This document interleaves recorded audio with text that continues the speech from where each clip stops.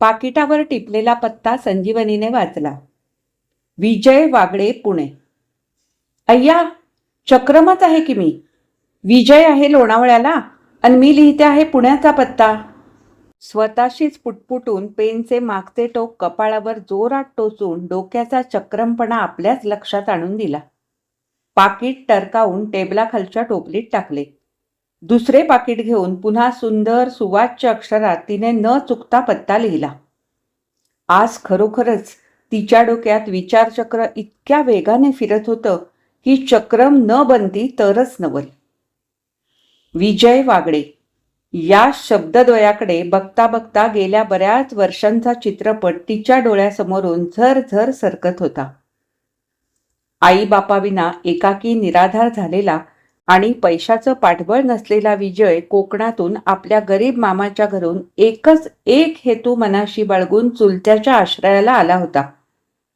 तो हेतू म्हणजे मनःपूर्वक अभ्यास करून इच्छित ध्येय गाठणे.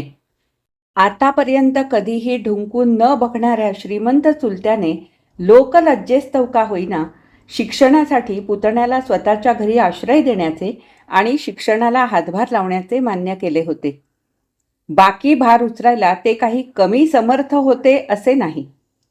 वामनराव वागडे चांगले प्रसिद्ध व लोकप्रिय डॉक्टर होते. त्यांनी नवीन बांधलेला धन्वंतरी बंगला आणि घेतलेली मोटार त्यांची वाढती प्रॅक्टिस दर्शवित होती. ते स्वतःच्या धंद्यात वाकबगार होते.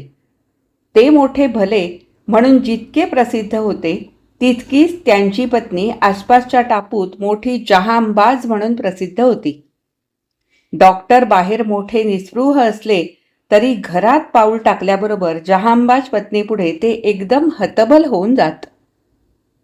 विजयला या चुलतीकडून आणि चुलत भावंडांकडून पदोपदी अपमान सहन करावा लागे. त्याची हुशारी आणि बुद्धिमत्ता काकीना खपण्यासारखी नव्हती. काकीची मर्जी सांभाळताना आणि अपमान सहन करताना त्याच्या मानी मनाला विलक्षण यातना होत असत.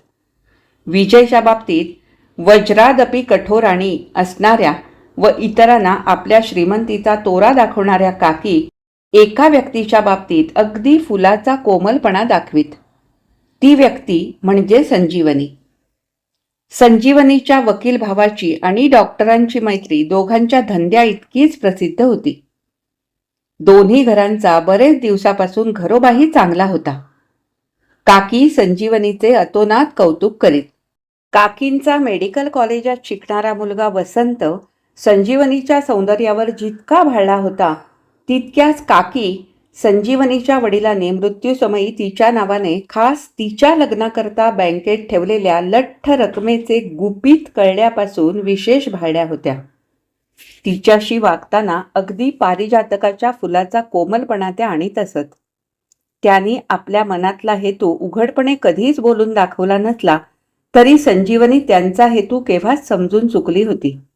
आणि संजीवनीच्या आईने आणि भावाने तरी कुठे आपला हेतू उघडपणे बोलून दाखवला होता. पण हा योग जुळणारच म्हणून उभयपक्षी खात्री होती.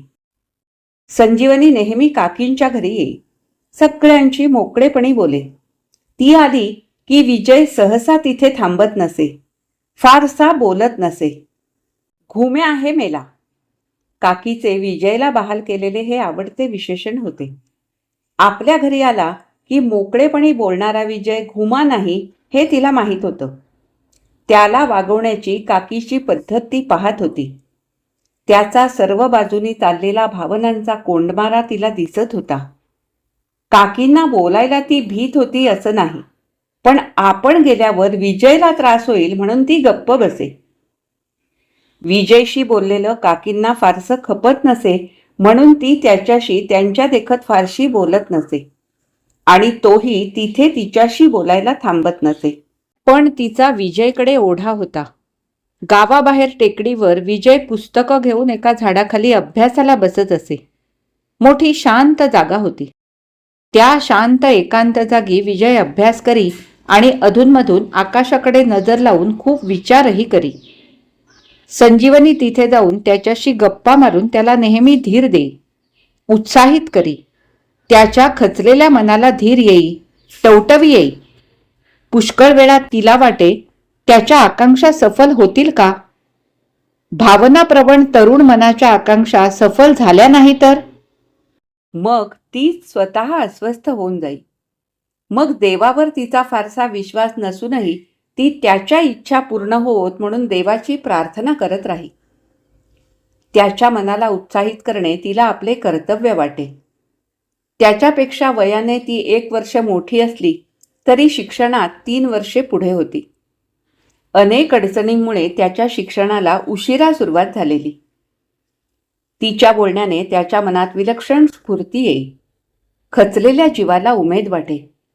निराशेने आणि घरच्या काटेरी वातावरणाने अंधुक झालेला त्याचा ध्येयतारा त्याला पुन्हा दिसू लागे. मग घरी येताना संजीवनीने निर्माण केलेले आशेचे उत्साहाचे चिलखत असल्यामुळे काकीचे वागबाण बोथटच काय पण त्याला मुळीच लागत नसत. विजय इंटर सायन्सला गेला त्याच वर्षी संजीवनी BA झाली. भावाचा आणि डॉक्टर काकांचा विरोध असताही तिने शिक्षिकेची नोकरी धरली. त्यासाठी तिला किती युक्तिवाद करावा लागला होता. तिने नोकरी करावी ही गोष्ट तिच्या भावाला मुळीच पसंत नव्हती. घरात एवढा पैसा असताना सुस्थिती असताना नोकरीची गुलामगिरी तिने का पत्करावी हेच त्याला समजत नव्हते. त्याने तिला हौशी करता मनातून तिला चांगले अर्थात नजरेसमोर असलेले डॉक्टर काकाच्या मुलाचे उत्तम स्थळ मिळवण्याकरता कॉलेज शिक्षण दिले होते. पण संजीवनीच्या स्वतंत्र मनाला ते पटत नव्हतं. त्या दिवशी संध्याकाळी खूप वाद झाला. पण संजीवनीने हसत पण निर्धाराने आपली बाजू जोराने मांडली.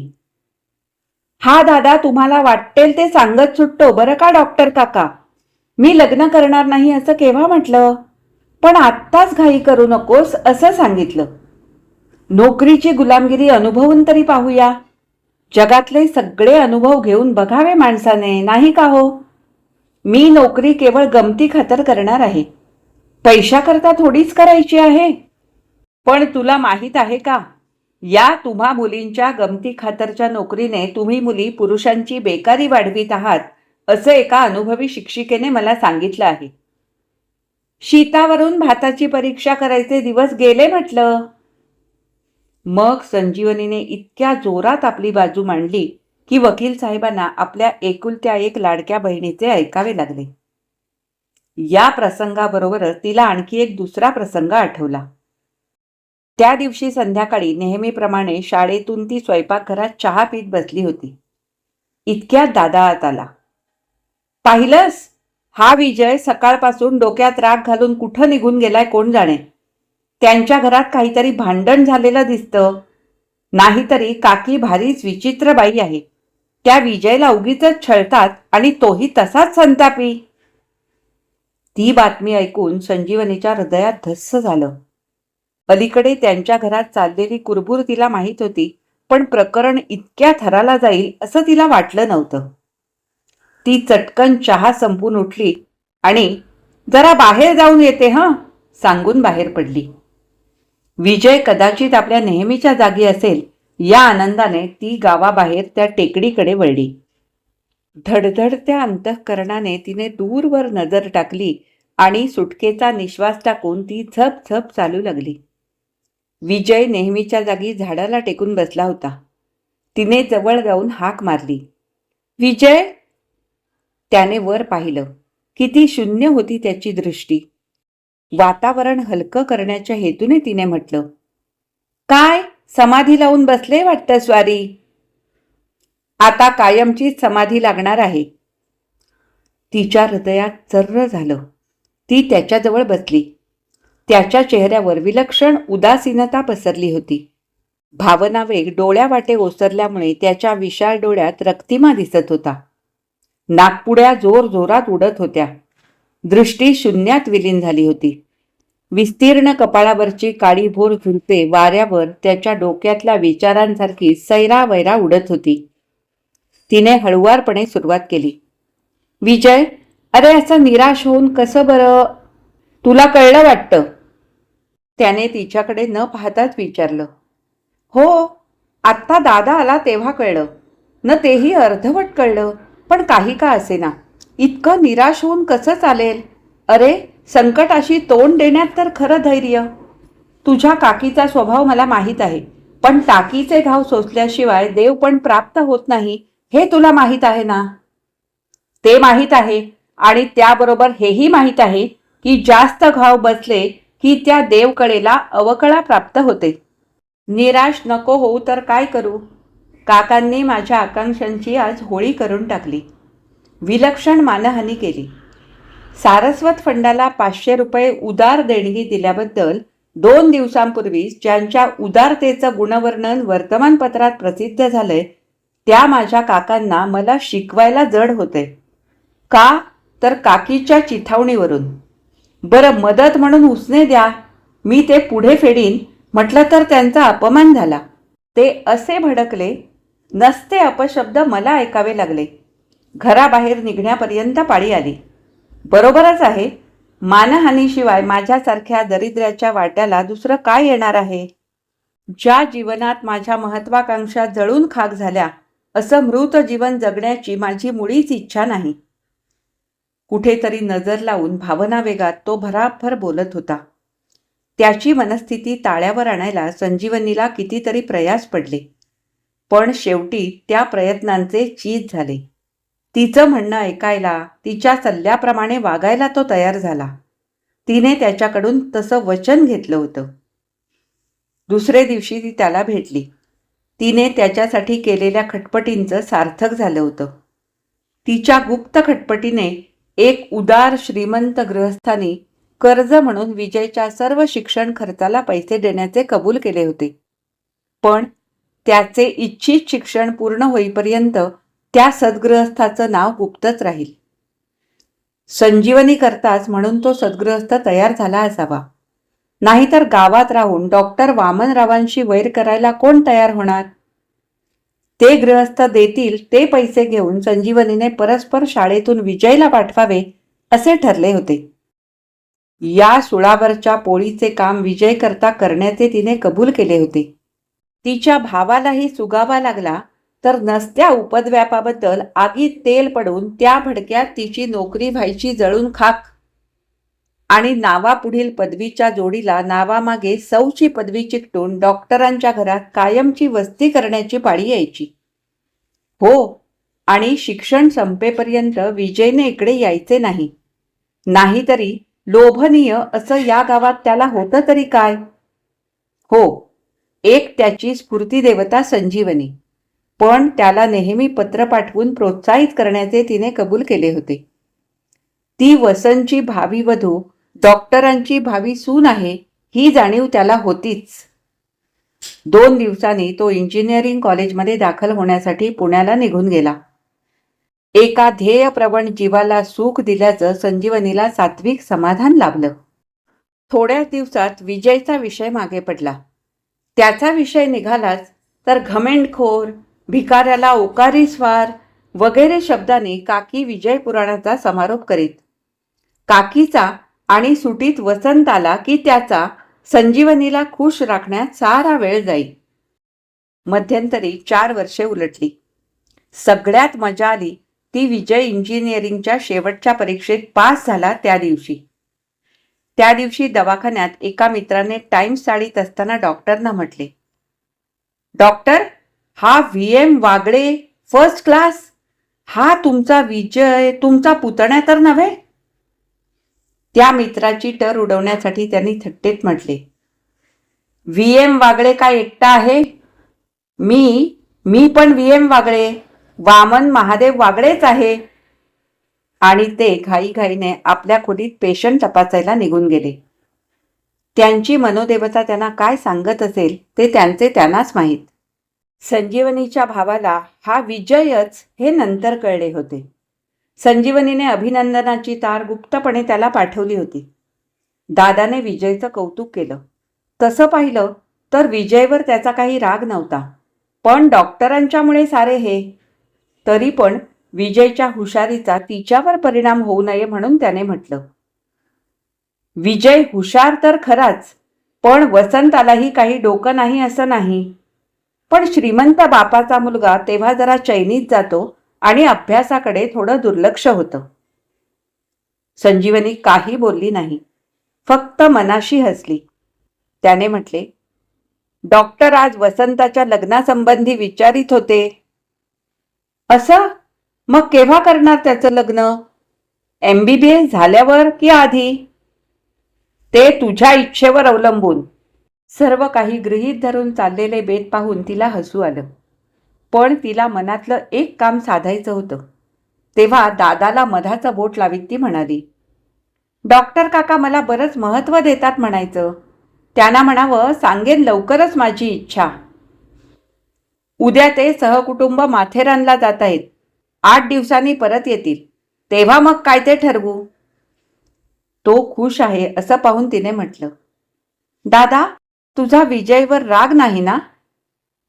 छे ग, माझा राग कधीच नव्हता आणि राग असण्याचं कारणच नाही.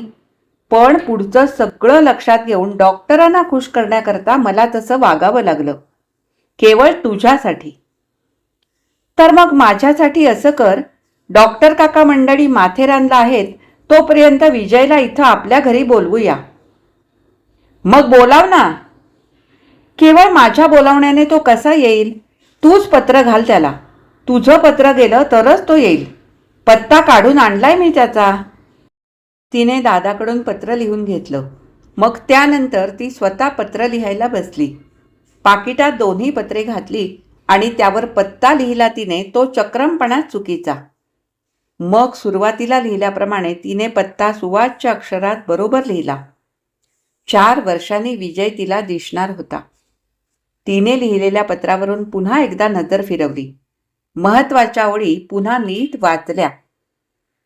हे बघ, इथं आल्यावर माझ्याकडून पत्रे येत होती हे बिलकुल बोलू नकोस. तुझे उपकार करते भेटले होते. तुझा रिझल्ट वाचून त्यांना अत्यानंद झाला आहे. अटी पूर्ण झाल्यामुळे तुला त्यांनी तू इथं आल्यावेळी तुला भेटायला बोलवलं आहे. तुझ्या हुशारीचं आणि बुद्धिमत्तेचं कौतुक करणार आहेत. 4थ्या दिवशी विजय आला. दादा घरीच होते, पण चटकन ओळखू न येण्या इतका फरक पडला होता त्याच्यात. कोण विजय? आणि मग अंतःकरणाच्या खऱ्या प्रेमाने त्यांनी त्याचं स्वागत केलं. संजीवनीची आई वहिनी बाहेर आल्या. आईला त्याने जेव्हा अगदी खाली वाकून नमस्कार केला तेव्हा त्या प्रेमळ बाईला मोठं कौतुक वाटलं. वहिनींनाही त्याने हसत मुखाने नमस्कार केला आणि जवळ उभ्या असलेल्या संजीवनीकडे पाहून नुसतं स्मित केलं. किती फरक पडला होता त्याच्यात. पूर्वीपेक्षा उंच आणि अंगाने भरला होता. सुदृढ झाला होता. पुण्याच्या स्वतंत्र मोकळ्या वातावरणाचा त्याच्यावर परिणाम झाल्यामुळे तो बराच बदलला होता. खुरटलेल्या कळीचं पूर्ण विकसित टवटवीत फूल बनलं होतं. ध्येय सफल झाल्यामुळे चेहरा मोठा प्रसन्न दिसत होता. पत्रातून आणि त्यापूर्वीही धीटपणे त्याला उपदेश करणाऱ्या संजीवनीच्या तोंडून आज एकही शब्द फुटेना. विलक्षण गोंधळली होती ती. विजयला तिचं वागणं मोठं चमत्कारिक वाटलं. आपल्या येण्यामुळे तिला आनंद झालेला दिसतो. मग बोलत का नाही ही? वसंतची भावी वधू असली म्हणून साधे 4 शब्द बोलू नयेत? मग तिने पत्रे कशी लिहिली? आणि बोलायचे नव्हते तर तिने इथे आपणाला बोलवावं कशाला? त्याचं मन दुखावलं, अपमानितही झालं. ती वयाने 1 वर्षाने मोठी असली तरी उंच धिप्पाड विजयच्या खांद्यालाच लागली असती आणि शरीराने पूर्वी इतकीच कृश होती. ती स्वभावताच गंभीर असली तरी आजचा तिचा गंभीरपणा काही विलक्षण होता आणि हाच गंभीरपणा त्याला बोचत होता. वसंतची तिच्यावर मालकी दर्शवणारी खूण तिच्या गळ्यात दिसते की काय म्हणून तिच्या गळ्याकडे त्याने एकदा निरखूनही पाहिलं. त्याला बरं वाटलं. पण एकच क्षण, हो, केव्हा ना केव्हा तरी ती खूण तिथे दिसणार हे निश्चित. येताना गाडीत त्याने किती बेत केले होते, पण जिथे त्याच्या स्फूर्तिदेवतेने मौन धारण केले होते तिथे काय करणार तो? त्याच्या भावनाने पुन्हा उचल खाल्ली. ध्येय साधले, पण पुढे कुणासाठी उत्साह दाखवायचा? कुणाकरता धडपडायचे? काहीही असो, आतापर्यंत संजीवनीचे झालेले अगणित उपकार विसरता कामा नयेत. आणि वसंतच्या वधूकडे भलत्या दृष्टीने पाहता कामा नये. उपकारकर्त्याला भेटून त्याचे आभार मानले की निघायचे तिथून. दादांनी विजयची गेल्या 4 वर्षातली हकीकत विचारून घेतली. त्यांनाही त्या अज्ञात सद्ग्रस्तांना भेटण्याची, त्यांना पाहण्याची उत्सुकता वाटली. पण संजीवनीने म्हटले, दादा, तू आत्ताच येऊ नकोस. मी मागाहून तुला घेऊन जाईन. नाहीतरी त्यांनाच एकदा आपल्या घरी बोलवते. त्यांना कदाचित असं इतरांचं एकदम जाणं आवडलं नाही तर. ठीक आहे. मग विजय आपल्या उपकारकर्त्याला भेटायला संजीवनीबरोबर बाहेर पडला. रस्त्याला लागल्यावर थोड्या वेळाने विजयने विचारले, हे काय, इकडे कुठे? आपण तर गावाबाहेर चाललोय की. हो ना, बरोबर जातो आहोत. तुझी ती जुनी टेकडी आहे ना, तिथे ते येईन म्हणाले. आपणाला काय, ते म्हणतील तिथे भेटायचे. दोघंही टेकडीवर आली. ती जुनी जागा पाहून कितीतरी जुन्या, कडवट आणि गोड आठवणींची विजयच्या मनात गर्दी उसळली. त्या झाडाच्या बुंध्याला टेकून बसताना किती आनंद वाटला त्याला. एकेकाळी आपले जीवन इथेच संजीवनीने टवटवीत केले होते. पण पुढे वेडी आशा, अनुचित विचार. गप्पा मारण्यात बराच वेळ गेला. ती आता बरीच मोकळी झाली होती. ते पाहून त्याचं मन प्रसन्न होऊन गेलं. बोलता बोलता विजयने दूरवर नजर टाकून म्हटलं, काय ग संजीवनी, अजून हे गृहस्थ कसे येत नाहीत? विसरले की काय? उपकारकर्त्याला भेटून त्यांचे आभार मानायला आणि परतफेड करण्याचा शब्द द्यायला तो उत्सुक झाला होता. तिने म्हटलं, छे रे, विसरणार नाहीत नक्की. मग येणार तरी केव्हा हे? संध्याकाळ व्हायला आली की. ती क्षणभर स्तब्ध राहिली. मग दूरवर नजर टाकीत हळूच म्हणाली, नसतील तर येणार कुठून? म्हणजे नसतील तर म्हणजे इथं नाहीत ते? इथंच आहेत. पण पण खरं सांगू आता? तिचा घुटमळता स्वर ऐकून तिच्या गोंधळलेल्या चेहऱ्याकडे पाहत त्याने म्हटले, हं सांग. असे गृहस्थ अस्तित्वात नाहीत. काल्पनिक व्यक्ती होती ती. म्हणजे काय काल्पनिक व्यक्ती? संजीवनी, म्हणजे तू तू स्वतः? हे बघ, रागावू नकोस. जरा शांत हो. हो, मीच पाठवीत होते ते पैसे. तुला मी आधी तसं सांगितलं असतं तर तुझ्या मानी स्वभावाने ते कधीही कबूल केलं नसतं. तुझा स्वभाव माझ्या इतका दुसरं कुणीही जाणत नाही. तो आश्चर्यचकित झाला. त्याने म्हटलं, दादांना माहीत आहे हे? नाही, त्याला कसं कळणार? माझ्या पगारातून एक पैही तो घेत नाही की कधी चौकशी करीत नाही. त्याची कल्पना, मी माझा पगार बँकेत ठेवते. कपडे वगैरे इतर किरकोळ खर्च मी करीत होते.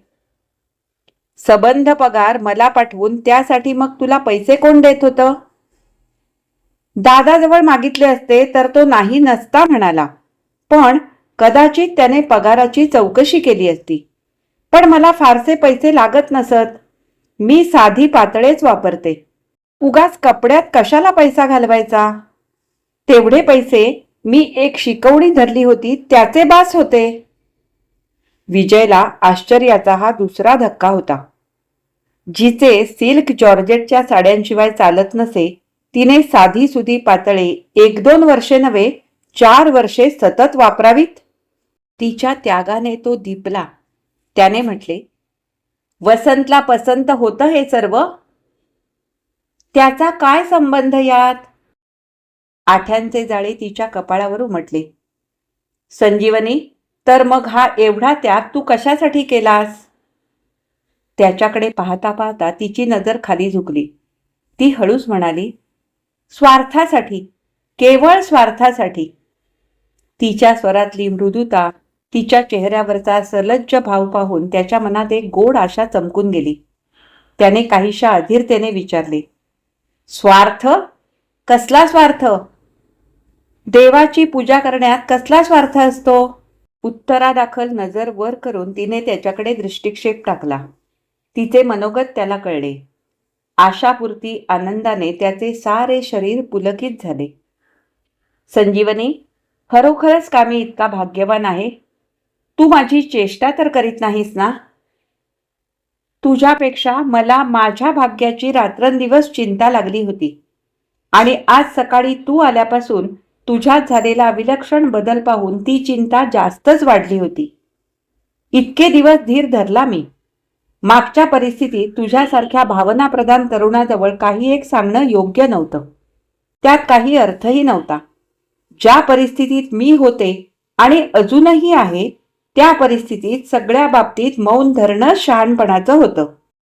पण आज मात्र मला धीर धरवेना, कारण आता तुझ्या आकांक्षा पूर्ण झाल्या आहेत.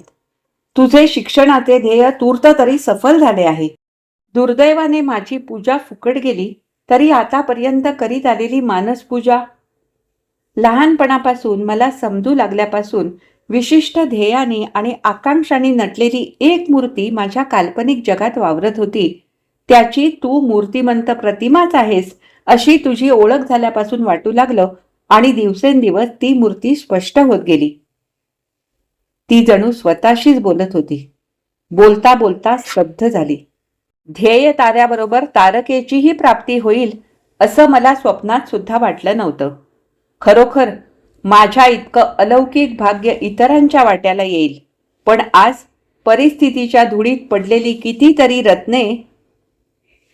मधुर मिलनानंतर घरी जाताना संजीवनीने म्हटले, आता दादाला तूच सारं समजावून सांगितलं पाहिजेस. मी एक शब्द सुद्धा बोलणार नाही. डॉक्टर काकांच्या एवढ्या मोठ्या वैभवाला लाथाडल्याबद्दल दादा रागावतील त्याची वाट काय? ते सहज शक्य आहे, पण तो तसा विचारी आहे. विरोध होणार नाही याची मला खात्री आहे. ही कथा इथेच संपली. आज मी वाचलेली डॉक्टर सुमती क्षेत्रमाडे यांची मानसपूजा ही कथा तुम्हाला कशी वाटली हे मला कमेंट करून अवश्य कळवा.